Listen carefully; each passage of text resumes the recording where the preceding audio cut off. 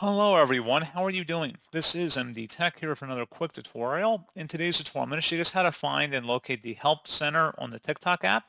So this should hopefully be a pretty straightforward process here, guys. And without further ado, let's go ahead and jump right into it.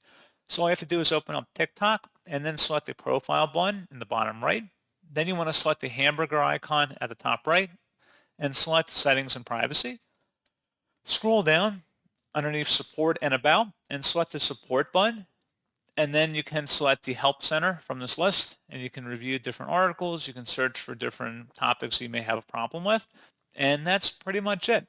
So as always, thank you guys for watching this brief tutorial. I do hope I was able to help you out, and I do look forward to catching you all in the next tutorial. Goodbye.